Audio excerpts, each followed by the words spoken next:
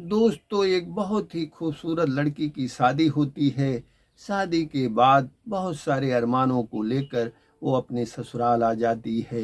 लेकिन पति के साथ जब सोने की बारी आती है तो वो लड़की अपने पति को साफ मना कर देती है, क्योंकि उसके दिलो दिमाग में कोई और लड़का बसा हुआ था जो उसकी शादी में बाराती बनकर गया हुआ था।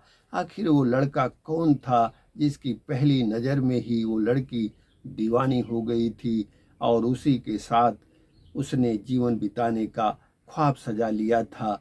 हेलो दोस्तों, आदाब, नमस्कार। मैं हूँ एसआर सागर। आज आपको उत्तर प्रदेश के आजमगढ़ जनपद के एक गांव की यह सच्ची कहानी सुनाने जा रहा हूँ। दोस्तों, ये कहानी है उत्तर प्रदेश के आजमगढ़ जनपद के एक गांव की, जिस परिवार में 5 सदस्य थे, 2 बेटा 1 बेटी और माता पिता। परिवार में किसी चीज़ की कोई कमी नहीं थी। बस एक ही कमी थी कि बड़े बेटे की मानसिक स्थिति ठीक नहीं थी और उसकी शादी नहीं हो रही थी। एक दिन बहुत ही खूबसूरत लड़की की शादी का रिश्ता उसके लिए आता है तो उसके माता पिता बहुत खुश होते हैं। फिर अपने छोटे बेटे को दिल्ली से बुला लेते हैं, जो अपने बड़े भाई से 2 बरस छोटा था, जो काफ़ी सुंदर था, काफ़ी स्मार्ट था। उसके दिल्ली से आने के बाद लड़की लड़का को देखने का रस्म एक मंदिर पर निभाया जाता है, जिसमें जब लड़की लड़के को देखती है तो वह शादी करने से साफ मना कर देती है। लेकिन लड़की की नज़र लड़के के छोटे भाई पर बार बार जाती है। लड़की जब शादी से इनकार कर देती है तो उसके माता पिता उस पर नाराज हो जाते हैं और उस पर दबाव बना करके उसे शादी करने के लिए राजी कर लेते हैं। दोस्तों, लड़की जब अपने घर आती है और अपनी परेशानी जब अपनी सहेलियों से बताती है तो उसकी सहेली उसे ऐसा सलाह देती है जिस पर वो शादी करने के लिए तुरंत तैयार हो जाती है। फिर निश्चित डेट पर दोनों की शादी हो जाती है और वो लड़की खुशी खुशी अपने ससुराल पहुंच जाती है। ससुराल पहुंचने के बाद जब रात को पति उसके पास सोने आता है तो वो लड़की उसे साफ मना कर देती है, क्योंकि उसके दिलो दिमाग में कोई और होता है जो उसी घर में होता है।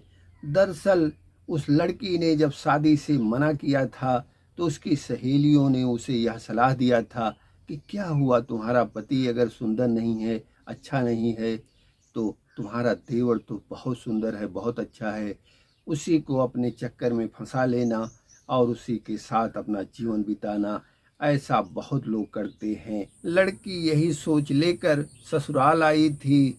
वह अपने पति को पास नहीं आने देती, जबकि अपने देवर को वह पास बुलाती, बिस्तर पर बैठाती, उससे प्यार से बातें करती, उसे मिठाई खिलाती और उसके साथ रात को टीवी देखती। उसके दिल में अपनी जगह बनाने की कोशिश करती।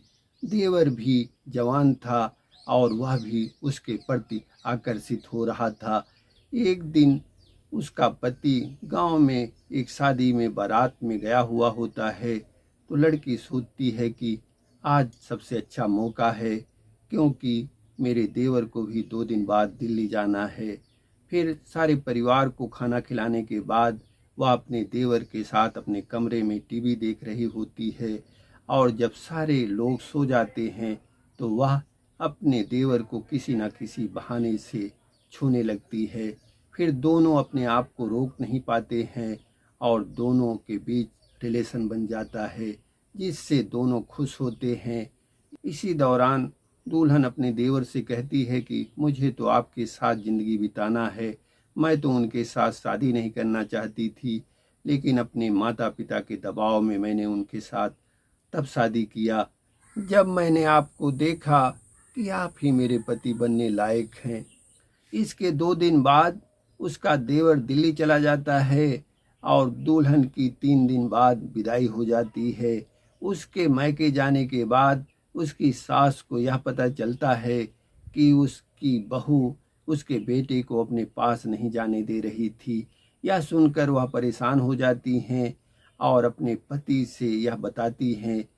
तो लड़के के पिता अपनी पत्नी से कहते हैं कि यह सही है कि बड़े बेटे में उतना दिमाग नहीं है जितना होना चाहिए, लेकिन हम लोगों ने पूरा प्रयास किया कि उसका घर बस जाए, उसकी शादी हो जाए, समाज में कोई हम लोगों को यह ना कहे कि बड़े बेटे की शादी ही नहीं हुई।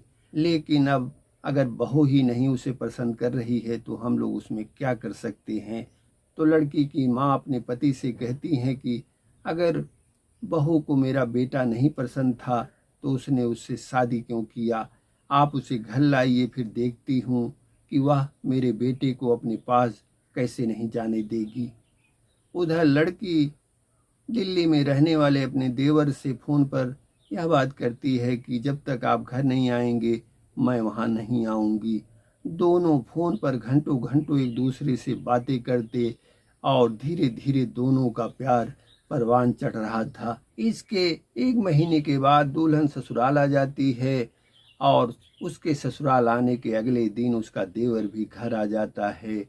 घर आने के 2 दिन बाद उसकी सास अपने बेटे से पूछती हैं कि बेटा, बहू तुम्हें अपने पास जाने दे रही है या नहीं। तो वह कहता है कि नहीं। फिर उसकी सास उस पर नाराज़ होते हुए कहती हैं कि बहू, तुम्हारी जिसके साथ शादी हुई है उसे क्यों नहीं तुम अपने पास जाने दे रही हो। तो वह कहती है कि मम्मी, मैं इनके साथ नहीं रह सकती, मैं तो आपके छोटे बेटे को देख करके ही यहाँ आई हूँ और मैं उन्हीं के साथ रहूँगी।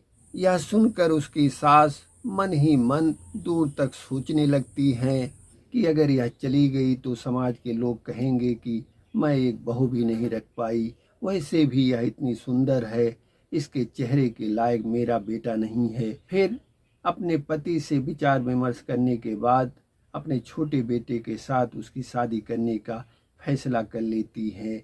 इसके 10 दिन बाद एक मंदिर में उसकी शादी उसके देवर के साथ हो जाती है। शादी होने के 2 सप्ताह बाद वह अपनी पत्नी को लेकर के दिल्ली चला जाता है, जहां दोनों काफ़ी प्यार मोहब्बत से रहते हैं। ये कहानी आपको कैसी लगी कमेंट में अपनी राय दीजिएगा, और अगर आपने अभी तक हमारे इस चैनल को सब्सक्राइब नहीं किया है तो प्लीज़ आप इसे सब्सक्राइब कर लीजिए, लाइक कीजिए, कमेंट कीजिए। जय हिंद।